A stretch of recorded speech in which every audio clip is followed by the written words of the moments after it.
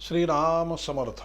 विदेहा परी चालवोनी प्रपंचा, मुमुक्षु जना लागी अध्यात्म चर्चा, करोनी बहुलोक जे मिळविती, नमस्कार त्या ब्रह्मचैतन्य मूर्ती.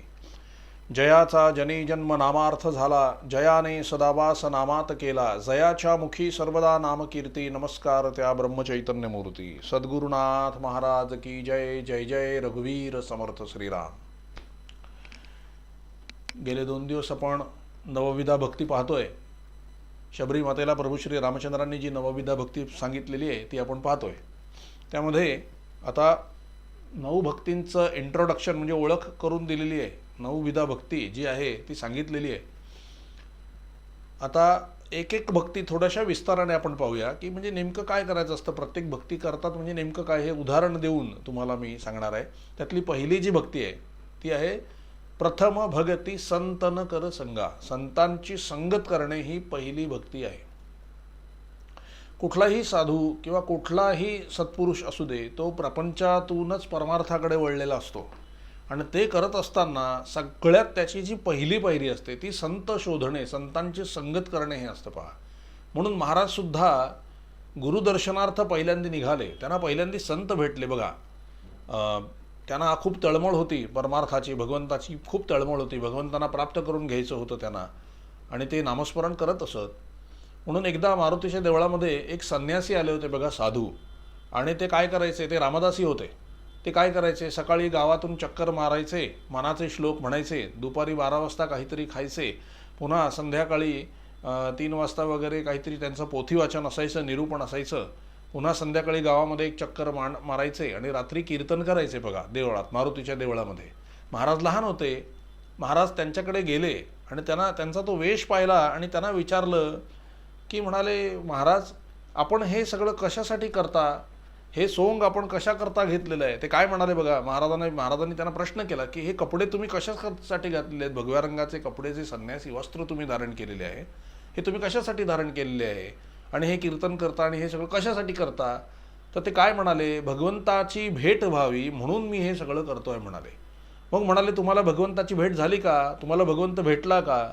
तेव्हा ते साधू काय म्हणाले, बाळ, भगवंत भेटण्यासाठी आधी सद्गुरू भेटावा लागतो. सद्गुरूची कृपा झाल्यानंतरच भगवंताची प्राप्ती होते. तेव्हा महाराजांना एकदम असं वाटलं की खरोखर आपल्याला जर का परमार्थ प्राप्त करून घ्यायचा असेल, भगवंताची प्राप्ती आपल्याला करून घ्यायची असेल, तर आधी गुरुला भेटणं आवश्यक आहे. गुरुदर्शनाशिवाय आणि गुरुने कृपा केल्याशिवाय आपल्याला भगवंताचं दर्शन होणार नाही. आणि म्हणून एवढ्या लहान वयामध्ये सुद्धा महाराज साधू शोधार्थ, गुरु शोधार्थ, संतांच्या भेटी घेण्यासाठी निघाले. पुढचा प्रवास महाराजांचा आपल्याला माहिती आहे की सगळ्या नावाजलेल्या त्यावेळेच्या सर्व साधूंकडे जेवढे म्हणून साधू भेटलेले आहेत महाराजांनी त्या सगळ्यांची भेट घेतलेली आहे. बघा, अगदी अक्कलकोटला जाऊन स्वामी समर्थांची भेट घेतलेली आहे. तिकडे एक राधाबाई म्हणून संत होते, त्यांची भेट घेतलेली आहे. त्यानंतर हुमणाबादचे काही एक स्वामी होते, त्यांची भेट घेतलेली आहे. अनेक साधू संतांच्या भेटी त्यांनी घेतलेल्या आहेत बघा. आणि त्या प्रत्येकाने त्यांना पुढे पाठवलं आणि पुढे शोध घेता घेता घेता घेता त्यांना तुकामाईंची भेट झाली आणि नंतर त्यांच्यावर गुरुकृपा होऊन त्यांना भगवंताचं दर्शन झालं आणि महाराज सत्पुरुष झाले. म्हणजे त्या महाराज तर अवतारीच होते. ते फक्त काय म्हणतात, एक परमार्थ कसा साधावा, परमार्थाला आल्यानंतर काय प्रोसेस असते हे महाराजांनी दाखवलं. महाराज परमसिद्धच होते, जन्मतःच सिद्ध होते. महाराज अवतारी सत्पुरुष होते, परंतु जन्माला आल्यानंतर कसं साधायचं असतं, गुरु शोधार्थ बाहेर पडावं, गुरुची शोध घ्यावी, गुरुचा शोध घ्यावा, गुरुची सेवा करावी आणि त्यानंतर कृपा करून घेऊन आत्मदर्शन होतं. कृपा करून घेतल्यानंतर भगवंताचं दर्शन होतं. हे महाराजांनी त्यांच्या वागण्यातून आपल्याला सिद्ध करून दिलेलं आहे. म्हणून परमार्थाचा प्रवास हा असा आहे. तर ज्या वेळेला सुरुवातीला आम्ही परमार्थाचा प्रवास सुरू करतो त्यावेळेला आपण सगळ्यात आधी सत्संग करायला पाहिजे, संतांची संगत करायला पाहिजे. संतांच्या संगतीने भगवंत आपल्याला कळतो. संतांच्या संगतीत राहिल्यावर काय केलं असताना भगवंताची प्राप्ती होते, काय काय भगवंताच्या प्राप्तीची साधनं आहेत, त्यातलं कुठलं आपल्याला सोपं पडतं आणि किती आनंद त्यामध्ये आहे, हे सगळं आपल्याला सत्संगामध्ये गेल्यानंतर कळतं. तिथे राहिल्यानंतर सत्संगाचा खूप महिमा सर्व संतांनी वर्णन केलेलं आहे. तुलसीदास तर सरळ म्हणतात, बिनु सतसंग विवेक न होई, हरिकृपा बिन सुलभ न सोई. इतकं हरिकृपा असेल ना तरच हे सत्संग आपल्याला मिळतोय. म्हणून आधी हरीची कृपा भागावी आणि सत्संग आपल्याला मिळावा यासाठी प्रयत्नशील असावं. आणि ब्रह्मानंद महाराज तर इथपर्यंत म्हणाले की सत्संग हा सर्व साधनांचा राजा आहे म्हणाले, कारण त्यामध्ये भजन, पूजन, नामस्मरण, कथाश्रवण, कथा, कीर्तन सगळ्या गोष्टी त्यामध्ये आपोआप येणाऱ्या आहेत. नवविध भक्ती या सगळ्या एका सत्संगामध्येच येणारे आहेत. म्हणून एक सत्संग जरी तुम्ही सुरू केला तरी इतर सर्व भक्ती त्यामध्ये आलेल्या आहेत. म्हणून ही सगळ्यात प्रधान आणि महत्त्वाची भक्ती आहे सत्संग. म्हणून सत्संग करणं आवश्यक आहे. ते ह्या सत्संगासाठी एक तुम्हाला सांगतो, पहा काय कथा तुम्हाला देऊन त्याचं उदाहरण मी तुम्हाला देणार आहे.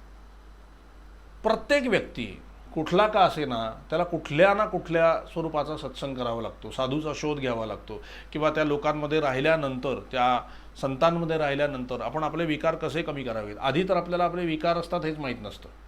विकार आहेत हे कळल्यानंतर ते कमी कसे करावे याचा शोध आपल्याला लागतो, की इतर लोक कसे राहतात, हे संत कसे राहतात, क्रोध करत नाहीत, सगळ्या गोष्टी परमेश्वराची इच्छा म्हणून कशा स्वीकारतात, किती सहजपणे हे वागतात, हे सगळं आपल्याला साधू संतांच्या मध्ये राहिल्यानंतर कळतंय. बघा आता याला एक अनुसरून कथा आहे परीक्षिती राजाची. आपल्याला माहिती आहे केवळ सत्संगाने म्हणजे श्रवण भक्तीने त्याचा उद्धार झालेला आहे. पहा, राजाच होता तो, तर अर्जुनाचा नातू तो राजा, परमवीर, अतिशय श्रेष्ठ असा राजा होता तो, पूर्ण पराक्रमी होता तो.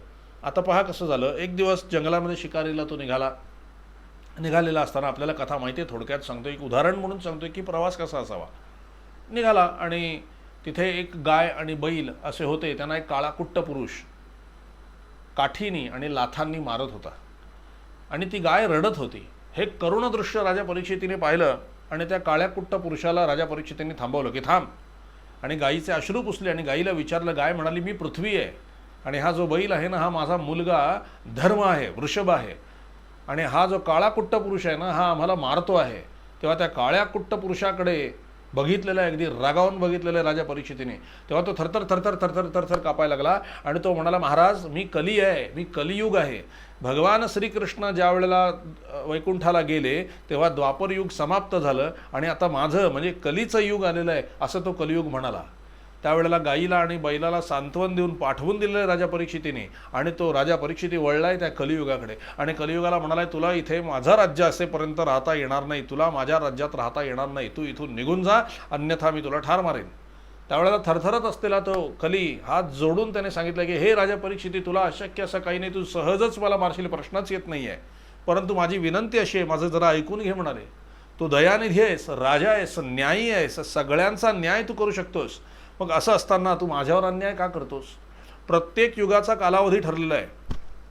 सत्ययुगाचा कालावधी ठरलेला होता, सत्ययुग गेल्यानंतर बरोबर त्रेतायुग आलेलं आहे, त्रेतायुगाचा कालावधी ठरलेला आहे, त्रेतायुग गेल्यानंतर द्वापरयुग आलेलं आहे, द्वापरयुगाचा कालावधी ठरलेला होता आणि द्वापरयुग गेल्यानंतर आता कलियुग म्हणजे माझ्या युगाची तयारी आहे म्हणाले. मग मला येण्यापासून तू का रोखतोस. बरं असू देत, तू नाही म्हणलास तर मी येणारही नाही म्हणाले, तोही प्रश्न नाही येत आहे, पण मला एक सांग म्हणाले, माझ्या कलियुगा मी आल्यानंतर तुला काय प्रश्न आहे, माझ्या युगाची सुरुवात झाल्यानंतर तुला काय अडचण आहे म्हणाले.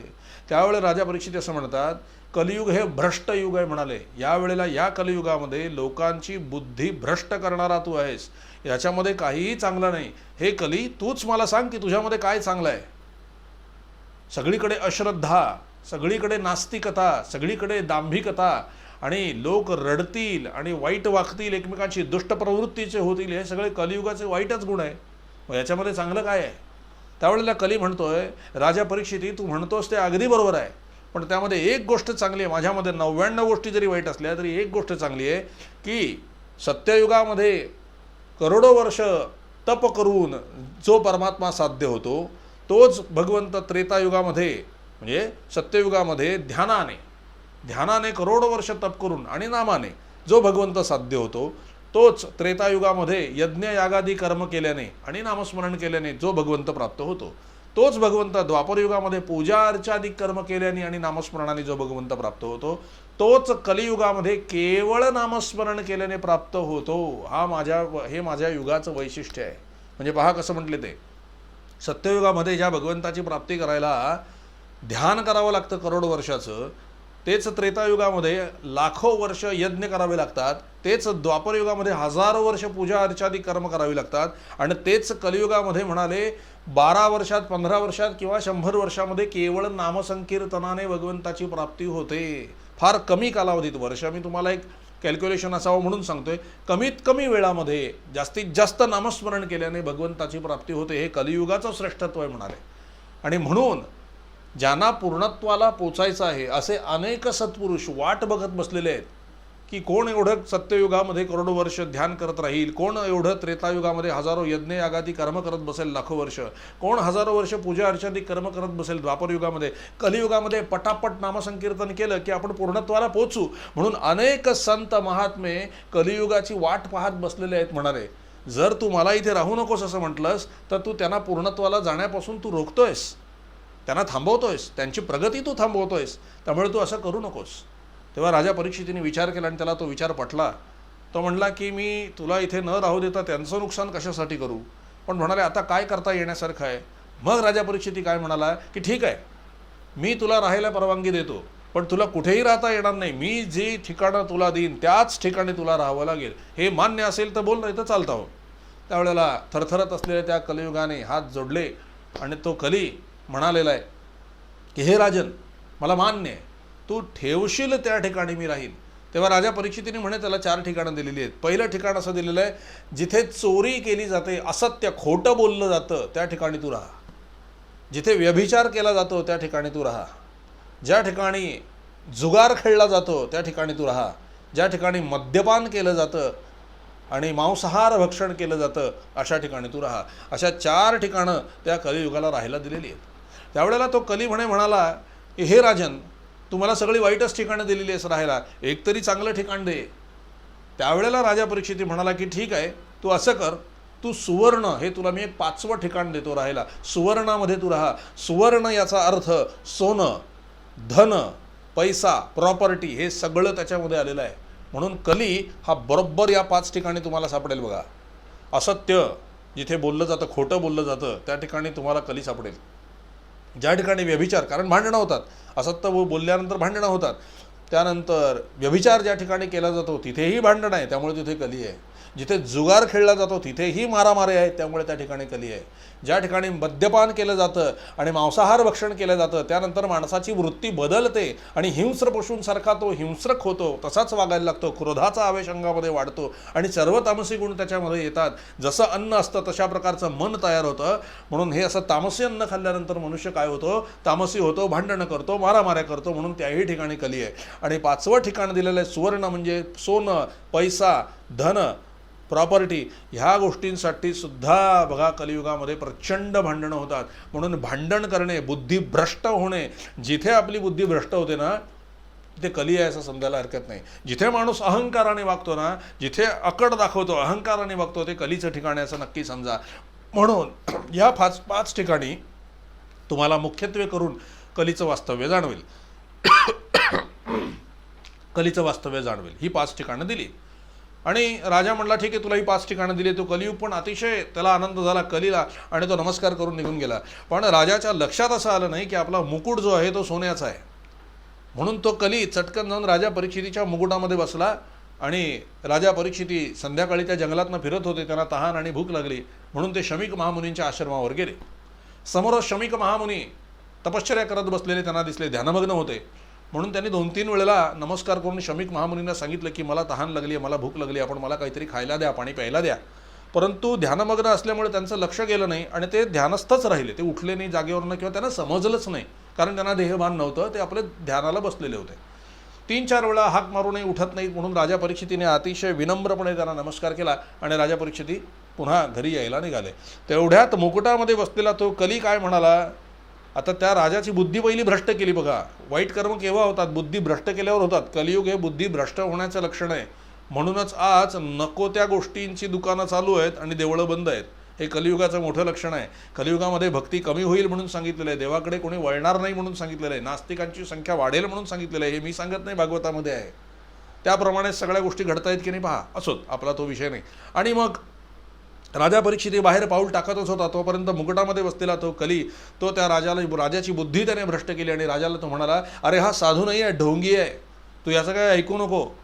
एखादा राजा ज्या वेळेला समोर येतो तेव्हा साधूने त्याची विचारपूस करायला पाहिजे. त्यांनी तुला साधं विचारलंय नाही, अरे तो मुद्दामून उठत नाहीये, जा त्याला चांगलं खडसाव, त्याला सांग की तू राजा आहेस या नगरीचा आणि उठाव त्याला. बुद्धी भ्रष्ट झाली कोणाची, राजाची. आणि राजा सरळ शमीक महामुनींकडे गेला, परीक्षिती राजा, आणि 2-3दा अगदी आकडून अगदी अहंकाराने म्हणाला, मी राजा परीक्षिती आलोय, डोळे उघाड आणि मला काहीतरी खायला प्यायला दे. एवढा राजा तुझ्या समोर आलेला असताना कसलं ढोंग करतोस, खोटारडायस तू, साधू नाही आहेस. तरीसुद्धा शमीक महामुनी खरोखर समाधीत असल्यामुळे, खरोखर ते ध्यानामध्ये असल्यामुळे त्यांना जाग आली नाही. तेव्हा बाजूलाच पडलेला मेलेला सर्प त्यांनी धनुष्याच्या टोकाने उचलला आणि शमीक महामुनींच्या गळ्यात घातला आणि विकट हास्य करत, साधूचा अपमान करत तिथून निघून गेला राजा परीक्षिती. साधूच्या अपमानाचं फळ तुम्हाला मी सांगतो. साधूच्या अपमानाचं फळ काय? कधीही साधू संतांचा अपमान करू नका. तुम्हाला त्यांचा मान नाही करता आला, नमस्कार नाही करता आला, काही नाही करता आलं चालेल, पण साधू संतांचा अपमान करू नका. फार मोठी संकटं कोसळतात. मी नाही सांगत, रामचरित मानस सांगतंय. काय सांगतं रामचरित मानस, रामकथा किंवा सगळ्या साधू हेच सांगतात सगळ्या ग्रंथांमध्ये की साधूंचा जर तुम्ही अपमान केला तर तुमचं आयुष्य, आरोग्य, लक्ष्मी सगळं कमी होतं. म्हणून साधूंचा अपमान कधीही करू नये. राजा परीक्षितीने अपमान केला आणि तो निघून गेला. तिथेच जवळच असलेल्या नदीवर खेळत असलेले शृंगी नावाचे मुनी, त्या ठिकाणी त्यांचा मुलगा म्हणजे शमीक महामुनींचा मुलगा आहे, तो तिथे खेळत असताना, लहानच होते ते, आपल्या मित्रांबरोबर सवंगड्यांबरोबर खेळत होते. तोपर्यंत त्यांचा एक मित्र धावत आला आणि त्या शृंगी ऋषींना म्हणाला की अरे, तुझ्या वडिलांचा एवढा अपमान केला आणि तू स्वस्थ बसलायस, बघ बघ काय केलं तुझ्या वडिलांचा अपमान. तो मुलगा धावत धावत आला शृंगी ऋषी, आणि त्यांनी पाहिलं की आपल्या वडिलांच्या गळ्यामध्ये मेलेला सर्प अडकवलेला आहे. तो अतिशय चिडला, रडायला लागला. तो त्याला ती बातमी तिथे नदीवरच कळली. त्याने पाणी हातात घेतलं आणि शाप दिला, ज्या कोणी हे अतिशय वाईट असं कृत्य केलेलं आहे, आजपासून बरोबर 7व्या दिवशी तक्षक नागाचा दंश होऊन तो मरेल, त्याचा मृत्यू होईल, असा शाप दिला. पहा, साधूंच्या अपमानाचं फळ बघा काय. ह्याचा पत्ता परीक्षिती राजाला मुळीच नाही आहे, अजून हेच चाललेलं आहे. आणि झालं, शमीक महामुनीने डोळे उघडले की आवाज काय झाला. बघितलं तर मुलाने शाप दिलेला होता आणि मुलगा रडत होता. त्यांना विचारलं काय झालं. मुलाने सांगितलं, अशी अशी घटना घडली, राजा परीक्षितीने तुमच्या गळ्यामध्ये सर्प अडकवला, मी त्याला शाप दिला. त्यावेळेला एवढंच म्हणाले शमीक महामुनी, अरे अरे अरे अरे म्हणाले, हे काय केलंस म्हणाले. तो मेलेला साप होता, तो गळ्यातून काढला आणि हा विनोद माझ्याबरोबर कोणी केला म्हणून फेकून दिला त्यांनी, सहज फेकून दिला. याला म्हणायचं रिॲक्शन. त्यांना वाईट नाही वाटलं त्या गोष्टीचं, हसले ते. आणि त्याने ह्याला म्हणायची साधना. साधनेने हे रिॲक्शन, प्रतिक्रिया बदलणे म्हणजे परमार्थ आहे, लक्षात ठेवा. कुठल्याही परिस्थितीचा आपल्यावर जर आघात झाला तर त्यावेळेला आपली जी पहिली प्रतिक्रिया येते तो खरा आपला परमार्थ आहे. प्रतिक्रिया बदलणे म्हणजे परमार्थ आहे. एखादं संकट आपल्यावर आल्यानंतर आपण काय म्हणायला पाहिजे, असोत महाराजांची इच्छा. याचं एक उत्तम उदाहरण देतो, गोष्टीत गोष्ट सांगतो. तात्यासाहेब केतकर ज्या वेळेला होते त्यावेळेला मला वाटतं युद्ध चालू होतं, दुसरं महायुद्ध त्यावेळेला चाललेलं होतं. तेव्हा तात्यासाहेब केतकरांना हा प्रश्न विचारला की हे दुसरं महायुद्ध कधी संपेल. तेव्हा तात्यासाहेबांच्या मुखातून पहिलं उत्तर काय आलं, महाराजांची इच्छा असेल तेव्हा समजेल, तेव्हा संपेल. आता मला सांगा, त्या युद्धाचा आणि महाराजांचा तसा काय संबंध. पण त्यांची बालंबाल खात्री होती आणि ते खरंच आहे की सबंध सृष्टीवरती महाराजांची सत्ता चालते, त्यामुळे हे युद्ध होतंय तेही महाराजांच्या इच्छेने होतंय आणि ते संपणार तेव्हा जेव्हा महाराजांची इच्छा होईल. म्हणजे आतमध्ये किती खोलवर महाराज गेलेले होते, महाराजांची इच्छा प्रत्येक ठिकाणी कशी त्यांना दिसत होती. ह्या प्रकारे ज्या वेळेला आपली प्रतिक्रिया प्रत्येक गोष्टीच्या बाबतीत होईल त्यावेळेला आपल्याला आपला परमार्थ साधला असं म्हणता येईल. जे माझ्या आयुष्यामध्ये घडेल ती महाराजांची इच्छा, जे माझ्या आयुष्यामध्ये घडेल ती महाराजांची इच्छा. सुख आलं तरी महाराजांची इच्छा, दुःख आलं तरी महाराजांची इच्छा, आणि चाललंय ते बरोबर चाललंय. ही ज्या वेळेला आपली मनोवृत्ती होईल, ही ज्या वेळेला आपली प्रतिक्रिया होईल ना, तो खरा परमार्थ आहे. असू देत. आणि मग शृंगी ऋषी आपले शमीक महामुनीने तो साप काढला आणि फेकला आणि शृंगी ऋषींना म्हणाले, अरे तू असा शाप द्यायला नको होतास, कारण तो राजा आहे आणि त्याच्या कृपेनेच तो आपल्या सगळ्यांचं संरक्षण करतोय, म्हणूनच आपण मोठमोठे यज्ञयाग या ठिकाणी करू शकतो आहे म्हणाले. तू असं त्याला द्यायला नको होता शाप. असू देत, माझंच चुकलं म्हणाले. तू पूर्ण तयार व्हायच्या आधीच मी तुला सगळ्या शक्ती दिल्या आणि त्यामुळे तू अर्धवट बुद्धीने हे सगळं काम करून घेतलंस म्हणाले, शाप दिलास. असू देत, चूक तुझी नाही, चूक माझीच आहे. आता मला जायला पाहिजे असं म्हणून शमीक महामुनी ताबडतोब तिथून निघाले आणि ते कुठे गेले असतील तर राजा परीक्षितीच्या घरी आले, राजवाड्यात. राजा परीक्षिती नुकताच आलेला होता आणि सिंहासनावर बसला आणि आराम करायचा म्हणून त्याने आपला राजमुकुट काढला आणि बाजूला ठेवला. मुकुट काढल्याबरोबर डोक्यातून कली बाजूला झाला, बुद्धी शुद्ध झाली आणि त्याच्या लक्षात आलं की आपण केवढा मोठं पाप करून बसलेलो आहोत. तो एकदम दुःखी झाला आणि म्हणाला की आता याची फळं भोगावी लागणार. आमच्या आयुष्यात, आमच्या परंपरेमध्ये कुठेही साधूचा अपमान झालेला नाही आणि माझ्याकडून हा कसा काय साधूचा अपमान झाला. असोत म्हणाले, त्याचं प्रायश्चित्त आता मला घ्यायला हवं असं त्याने आपल्या बायकोला आणि मुलाला सांगितलं. तेवढ्यात सैनिकांनी येऊन सांगितलं की शमीक महामुनी आलेले आहेत, त्यांचं स्वागत केलेलं आहे राजा परीक्षितीने, त्यांना सिंहासनावरती बसवलेलं आहे. आता ऐकण्यासारखं आहे. मी काय म्हणलं, प्रतिक्रिया बदलणे म्हणजे परमार्थ आहे. शमीक महामुनींना बसवलंय राजसिंहासनावरती, हात जोडलेले आहेत, त्यांचे चरण प्रक्षालन केलेले आहेत आणि हात जोडून खाली बसले आणि म्हणाले, महात्मन आपण सांगावं काय काय झालेलं आहे म्हणून. त्यावेळेला शमीक महामुनी म्हणतात की राजन, तुला माहिती नाही आहे काय झालं आहे, आपण सांगावं म्हणाले. शमीक महामुनींनी सगळी घटना विस्ताराने सांगितली, जसं घडलं होतं तसं. आणि शृंगी ऋषींनी शाप दिलेला आहे आणि 7 दिवसात तू मरशील हेही सांगितलं. राजाची प्रतिक्रिया काय होती, त्याला यत्किंचितही वाईट वाटलं नाही. काय म्हणला तो, बरं झालं म्हणाला. हे बघा, याला म्हणायची प्रतिक्रिया. बरं झालं. का बरं झालं, तर मी केलेल्या पापाचं फळ मला आत्ताच मिळेल आणि मी ते भोगून घेईन, म्हणजे पुढल्या जन्मी ते येणार नाही किंवा माझ्या मोक्षाच्या आड ते येणार नाही, म्हणून मी केलेल्या पापाचं फळ आत्ताच मला भोगायला मिळालं तर फार चांगली गोष्ट आहे म्हणाले. आणि मग म्हणाले की भगवन, शमीक महामुनींना म्हणाले, भगवन की माझ्याकडे आता 7च दिवस आहेत. मला असं वाटलं होतं की मी आयुष्यभर चांगल्या प्रकारे राज्य करीन आणि सगळी समृद्धी सगळीकडे वाढवीन आणि म्हातारपण आल्यानंतर मी माझा परमार्थ काय आहे, माझी आत्मउन्नती कशात आहे हे साधायला मी म्हातारपणी जाईन असा मी विचार केला होता. पण म्हणाले काळाने मला वेळच दिली नाही, म्हातारपण येऊच दिलं नाही. आता माझ्याकडे 7च दिवस राहिलेले आहेत. आता या 7 दिवसामध्ये मी काय परमार्थ करणार आहे. परमार्थ करायला हजारो लाखो वर्ष तपश्चर्या करत बसलेल्यांना सुद्धा भगवंताची प्राप्ती होत नाही. 7 दिवसात मी काय परमार्थ साधणार आहे. यातून तुमच्या लक्षात आलं का, म्हातारपणी परमार्थ करू म्हणून होणार नाही, कारण म्हातारपण आलं तर पाहिजे. म्हातारपण नाही आलं तर काय करणार आहात. आजकाल लोक असं म्हणतात की हा काही परमार्थ करायचा वेळ नाही, आता शिक्षण घ्या, आता नोकरी करून घ्या, आता पैसे कमावून घ्या, म्हातारपण आल्यावर परमार्थ करू. अहो, म्हातारपण आलंच नाही तर 84 लक्ष योनीमध्ये भटकावं लागेल. आणि म्हातारपण आल्यानंतर सुद्धा परमार्थ करणं सोपं वाटतंय का. त्यावेळेला गुडघे काय दुखतात, हात काय दुखतात, डोळ्याला दिसत नाही, कानाला ऐकू येत नाही, काय श्रवण करणार तुम्ही, काय दर्शन करणार तुम्ही, कुठे फिरणार तुम्ही आणि काय करणार आहात. आणि म्हणताय जप करणार. अहो, आत्ता तुम्ही जप करून बघा किती कठीण आहे. इतकं का सोपं आहे. 1 तास तुम्ही जप करून दाखवा, किती कंटाळा येतो पहा. म्हातारपणी जप अखंड करणं जमणार आहे का आपल्याला. आपण म्हातारपणी सुद्धा काय करतो माहिती आहे ना, जप कोणी करतं. आता सुद्धा जे म्हातारे आहेत जास्ती, ते कोण जप करताना दिसतात का तुम्हाला. टी तरी बघतील, वर्तमानपत्र तरी वाचतील, नाहीतर जाऊन गप्पा तरी ठोकत बसतील, राजकारणाविषयी बोलत बसतील. ह्या सगळं करू शकतात, पण हातात माळ घेऊन कोणी जपाला बसलेलं बघितलंय का. का नाही आहे, कारण आयुष्यभर जे केलेलं आहे ना तेच माणूस म्हातारपणी करतो. दिवसभर जे आपण केलेलं आहे ना तेच मनुष्य रात्री झोपेमध्ये स्वप्नाच्या दृष्टीने पाहतो, किंवा त्याचाच विचार जर सबकॉन्शियस माइंडमध्ये गेला तर ते स्वप्नात दिसतं. म्हणून दिवसभर आपण जे करू ते जसं रात्री येतं, तसं आयुष्याच्या दिवसभर म्हणजे बालपणी तरुण्यपणी आपण जे काही करणार आहोत ना त्याचं फळ आपल्याला म्हातारपणी येत असतं. म्हणून म्हातारपणी नामात मन लवकर रंगत नाही. याचा अर्थ असा नाही की आता नामस्मरण आपल्याला करता येणार नाही म्हातारपणी, असं नाही आहे. तुम्ही हट्ट धरून बळजबरी करून सद्गुरूंना शरण जाऊन जर का अट्टाहासाने नामस्मरण करायला सुरुवात केली तर जमेल. पण मला सांगण्याचा मुद्दा असा आहे की बालपणापासून जर नामस्मरणाची सुरुवात केली, तरुणपणी जर नामस्मरणाची सवय असेल, तर नोकरी वगैरे सगळं झाल्यानंतर ज्या वेळेला रिटायरमेंट येईल ना त्यावेळेला तुम्हाला जप करणं सोपं जाईल, कारण तुम्हाला तुमच्या आयुष्यभराची सवय असेल.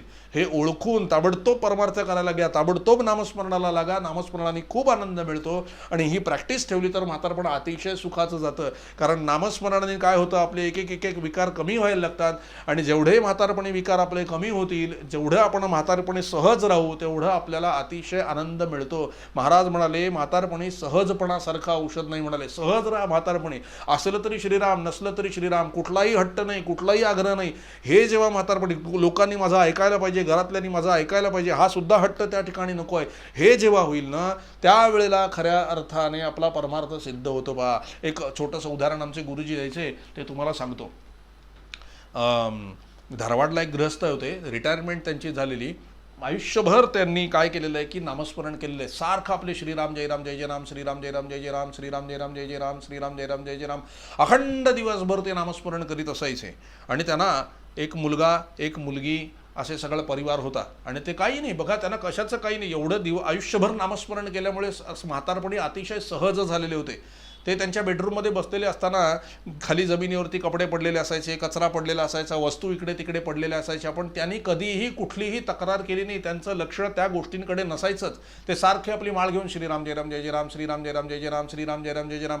मुलं खेळायला यायची, नातवंड खेळायला यायची, सगळा पसारा करून द्यायची, हे इकडे पडलेलं ते तिकडे पडलेलं, तरीसुद्धा कुठल्याही प्रकारे तक्रार नाही, तिकडे लक्षच नाही. त्यांचं सगळं लक्ष फक्त हातामध्ये जी माळ होती ना त्याच्यावर आहे. श्रीराम जय राम जय जय राम, श्रीराम जय राम जय जय राम. त्यानंतर इतकी त्यांना जपाची सवय लागलेली होती की काही नाही, जे चाललेलं आहे ते रामाच्या इच्छेने चाललेलं आहे, बाकी काही नाही, आणि राम आपल्या हिताचंच करणार आहे. एकदा त्यांच्या मुलांनी काही बांधकाम त्यांच्या घरामध्ये चालू होतं, तेव्हा कोरीव केलेले खांब आणून ठेवलेले होते त्यांच्या त्या घरी म्हणजे अंगणामध्ये, आणि सांगितलं, आणि ते काही बांधकामाचं रॅबिट वगैरे काहीतरी असतं, ते सगळी माती बिती तिथे ठेवलेली होती. आणि जाताना मुलाने वडिलांना सांगितलं की बाबा हे इथे लक्ष ठेवा, कोणी घेऊन जाता कामा नये, असं तुम्ही लक्ष ठेवा इथे, मी जरा बाहेर जाऊन येतो. आणि ते गॅलरीमध्ये आपले श्रीराम जय राम जय जय राम, श्रीराम जय राम जय जय राम करत बसले. थोड्या वेळाने एक ट्रक आला, त्यांनी ते सगळं सामान त्यामध्ये टाकलं आणि तो ट्रक निघून गेला. 2-3 तासांनी तो मुलगा आला आणि त्याने विचारलं, बाबा हे सगळं सामान कुठे गेलं? काही माहिती नाही म्हणले, एक ट्रक आला, सगळं सामान भरलं आणि घेऊन गेले. अहो मग तुम्ही काही केलं का नाही? हे बघा म्हणाले, रामाच्या इच्छेने जे काही झालेलं आहे ते रामाच्या इच्छेने झालेलं आहे, राम आपल्या हिताचंच करतोय म्हणाले. असं म्हणून पुन्हा श्रीराम जय राम जय जय राम, श्रीराम जय राम जय जय राम. आता लौकिकदृष्ट्या ही घटना जरा दिसायला विचित्र दिसेल, पण एक लक्षात घ्या, मनाने अनुसंधान किती पक्क आहे की त्यांचं समाधान अजिबात एकदम जर्रा सुद्धा विचलित झालं नाही, एकदम स्थिर ते राहिले. ही स्थिरता येण्यासाठी नामस्मरण पाहिजे. आणि याचा परिणाम असा झाला, मुलगाही हसला आणि म्हणला असू देत म्हणाले, आपण पुन्हा कधीतरी पुढचं बघू देत म्हणाले. आणि ते अखंड जप करत बसले. एकदा तो मुलगा त्यांच्याकडे आला, काही वर्षांनी महिन्यांनी, ते जपच करत बसले होते, श्रीराम जय राम जय जय राम, श्रीराम जय राम जय जय राम, श्रीराम जय राम जय जय राम. मनाची स्थिरता सांगतोय मी म्हातारपणी. तो मुलगा आला आणि त्यांनी सांगितलं, बाबा आई गेली? हो का म्हणाले, बरं आहे, श्रीराम जय राम जय जय राम, श्रीराम जय राम जय जय राम. पुन्हा काही महिन्यांनी तो मुलगा आला आणि म्हणाला की बाबा तुमची मोठी मुलगी म्हणजे माझी मोठी बहीण ती सुद्धा गेली? हो का म्हणाले, बरं आहे, श्रीराम जय राम जय जय राम, श्रीराम जय राम जय जय राम. कुठल्याही घटनेचा परिणाम त्यांच्यावर होईन असा झाला आणि म्हणून ते सगळ्यांना हवेसे वाटू लागले. म्हातारपणी लोक आपल्याला आपण म्हातारे असताना लोकांना आपण नकोसे का होतो? कारण आपल्या घरामध्ये आपण हे करा ते करा अशा सारख्या सूचना करत असतो, हे हवंय ते हवंय, हे असं करा ते तसं करा, हे असंच झालं पाहिजे ते तसंच झालं पाहिजे. हा जो हट्टीपणा आणि आग्रहीपणा आहे ना, तो कोणालाही आवडत नाही महाराज. म्हणून म्हातारपणी महाराज म्हणालेले आहेत की आपण जितके सहज राहू तितकं लोकांना आपण हवंसं वाटू. आम्ही असे कित्येक उदाहरणं पाहिलेली आहेत, महाराजांची अशी कितीतरी माणसं आम्ही पाहिलेली आहेत की ती सारखी आपली श्रीराम जय राम जय जय राम करत असतात, कुठलाही आग्रह नाही, कुठलाही हट्ट नाही. एक वेळेवर चहा मिळाला तरी श्रीराम, महाराजांची इच्छा, वेळेवर चहा नाही मिळाला तरी महाराजांची इच्छा, जेवणामध्ये मीठ कमी पडलं असू दे महाराजांची इच्छा, जेवण वेळेवर नाही मिळालं तरी असू देत महाराजांची इच्छा. हे ठेवल्यामुळे काय होतं, घरातल्यांचं लक्ष सारखं त्यांच्याकडे असतं, यांची वेळ झाली असेल, यांना जेवायला द्यायला पाहिजे, यांना चहा द्यायला पाहिजे. आणि मग ते कुठे बाहेर जायला निघाले तर ते काय म्हणतात घरातल्या, आमच्याजवळ बसा, तुमच्याकडे बघून कसं समाधान वाटतं. हे नुसतं मी म्हाताऱ्यांसाठी सांगत नाही, हे लहान मुलांसाठी पण मी सांगतोय, तरुणांसाठी पण मी सांगतोय, आणि म्हाताऱ्यांसाठी पण, सगळ्या प्रकारच्या लोकांसाठी हे आहे की आपण नामस्मरणात राहिल्यानंतर असं जर का अखंड समाधान आपल्याला मिळालं ना, तर आपल्याकडे पाहणाऱ्यांना सुद्धा अखंड समाधान मिळतं आणि ते आनंदात राहतात महाराज. म्हणून आपण ते समाधान मिळवून घ्यायला पाहिजे. आणि ते समाधान कशाने मिळेल? अखंड नामस्मरणाने ते समाधान मिळणार आहेत, असू देत. आणि मग राजा परीक्षितीने प्रश्न विचारला की 7च दिवस राहिलेले. सांगण्यास तात्पर्य हे आहे की शेवटी करायला गेलात आणि दिवस नाही उरले तर काय करणार आहात, म्हणून आत्तापासूनच सुरुवात करा. तेव्हा त्या साधूला विचारलेलं आहे की, म्हणजे शमीक महामुनीनं विचारलं राजा परीक्षितीने की 7च दिवस उरलेले आहेत, आता मी कसं काय करणार, एवढं माझ्याने कसा काय परमार्थ होणार आहे?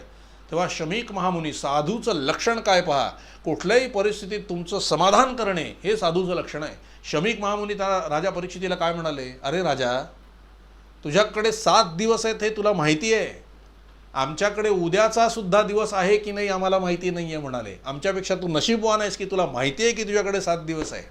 तो आनंदी झाला. पण म्हणले, महाराज 7 दिवसात मी काय करू? सोपं आहे म्हणले, सत्संग कर, पहिली भक्ती, प्रथम भगती संतन कर संगा. बघा, तो राजा होता, आता तो राज्यकारभारावरून सुटणार होता, म्हणजे रिटायरमेंट व्हायला जात होता, किंवा असं म्हणा की मृत्यू त्याला कळलेला होता, त्यामुळे आता परमार्थ साधून घ्यायचा होता. मग आता परमार्थाकडे ज्या वेळेला तो पहिलं पाऊल टाकत होता, तेव्हा पहिलं पाऊल काय सांगितलं शमीक महामुनींनी सुद्धा, संतांचा संग कर, सत्संगतीत जाऊन बस, सत्संगतीत गेल्यावर सहज आपोआप उद्धार होतो, काही करावं लागत नाही. प्रथम भगती संतन कर संगा. आणि खरोखर त्यांना नमस्कार केलेला आहे राजा परीक्षितीने. ताबडतोब पाणी हातावर घेतलं आणि राज्यावर पाणी सोडलं, आणि आपला जो मुलगा जन्मेजय त्याला राज्यावर बसवलं, आणि सर्व संग परित्याग करून राजा परीक्षिती साधू संतांसाठी त्यांच्या शोधार्थ निघाले. आणि सगळ्या साधूंची संगती करू लागले. जिथे जिथे कीर्तन चाललेलं आहे, जिथे जिथे प्रवचन चाललेलं आहे, जिथे जिथे साधू आहेत, त्या जिथे जिथे लोक साधू तपश्चर्या करत बसलेले आहेत, नामस्मरण करत बसलेले आहेत, जिथे हरिकथा चालू आहे, अशा सर्व ठिकाणी राजा परीक्षिती फिरू लागले. आणि राजा परीक्षितीने स्वतःवर घडलेली सगळी परिस्थिती सगळ्या काय साधूंना सांगितली, सर्व साधूंना समजलं आणि साधूंनी त्यांना उपाय काय सांगितला, तू आता अखंड सत्संगामध्येच राहा आणि भगवंताला प्रार्थना कर की भगवंता तुझ्या प्राप्तीसाठी मी आता इथं येऊन बसलेलो आहे, आता 7च दिवसाचं माझं आयुष्य उरलंय, आता तुला जे हवं असेल ते तू कर, मला तुझी प्राप्ती करून घ्यायची इच्छा आहे, मी तुझ्यासाठी बसलोय, आता माझी सगळी जबाबदारी तुझी आहे असं भगवंताला सांग. साधक भावे नमस्कार घाली, त्याची चिंता साधूच लागली, सुगम पंथे नेऊन घाली जेथीचा तेथे. शमीक महामुनींनी सत्संगात पाठवलं की नाही, त्यांना कल्याणाची चिंता लागलीच की नाही, येऊन बसले सत्संगामध्ये, साधू संतांच्या मध्ये येऊन बसले आणि एवढ्यात एक चमत्कार असा झाला की त्रिभुवन मान्य महद संत शुक महामुनी त्या ठिकाणी प्रगट झाले आणि ते म्हणाले, भगवंतांनी मला पाठवलंय तुमच्यासाठी, तुम्हाला आता मी भागवत श्रीमद भागवत कथा सांगणार आहे, त्या कथेने तुमचा 7 दिवसामध्ये उद्धार होईल, काही काळजी करू नका. म्हणून राजा परीक्षितीने नमस्कार केला. साधू संतांच्या सेवेचं सत्संगाचं फळ काय मिळालेलं आहे, शुक महामुनी आले आणि हरिकथेची गोडी त्यांना आता लागणार आहे, भागवत कथा ऐकणार आहेत ते आणि 7 दिवसाची भागवत कथा ऐकल्यानंतर 7च दिवसात त्यांचा उद्धार झाला आणि ते वैकुंठाला त्यांना घ्यायला विमान आलं आणि बसून विमानामध्ये वैकुंठाला निघून गेलेले. 7 दिवसात त्यांचा उद्धार झाला. कशामुळे? प्रथम भगती संतन कर संगा, एका संतांची भक्ती केल्यानंतर पुन्हा एक संत त्या ठिकाणी आले, त्यांना भागवत कथेचं श्रवण करण्याची गोडी लागणार होती, त्यांना भागवत कथा ऐकायला मिळणार होती, भागवत कथा ऐकायला मिळाली. म्हणजे सत्संग केल्यानंतर जो दुसरी भक्ती आहे, दुसरी रती मम कथा प्रसंगा, आले की नाही बघा, एका भक्तीतून दुसरी भक्ती निर्माण होते की नाही. म्हणून आपण पहिलं पाऊल चालावं. काय करावं? संतन कर संगा. जसं परीक्षिती राजाने सर्व संतांचा संग केला आणि बरोबर ती पहिली भक्ती झाल्यानंतर दुसरीकडे पाऊल कुठे वळलं, दुसरी पायरी काय आली, दुसरी रती मम कथा प्रसंगा. शुक महामुनी स्वतः त्यांना भागवत सांगायला आले आणि मग त्यांना भागवत कथा सांगून परीक्षिती राजाचा उद्धार झाला. म्हणजे परीक्षिती राजाने आता पहिली पायरी घेतली, पहिल्या पायरीतून त्यांना दुसरी पायरी मिळाली. आता दुसरी रती मम कथा प्रसंगा हे जे आहे, आज सत्संग सांगितला, आता दुसरी रती मम कथा प्रसंगा म्हणजे कथेची गोडी, ही जी दुसरी पायरी परमार्थाची आहे, नवविधा भक्तीमधली जी दुसरी भक्ती प्रभू श्री रामचंद्रांनी शबरी मातेला सांगितलेली आहे, ती काय आहे याची चर्चा उद्याच्या भागामध्ये आपण करणार आहोत. आज झालेली सेवा सद्गुरुचरणी समर्पित करतो आणि येथेच काही काल विरमतो. जानकी जीवन स्मरण. जय जय राम. श्री अनंत कोटी ब्रह्मांड नायक राजाधिराज सच्चिदानंद सद्गुरु श्री ब्रह्मचैतन्य महाराज की जय. श्री ब्रह्मानंद महाराज की जय. जय जय रघुवीर समर्थ. जय सिया राम.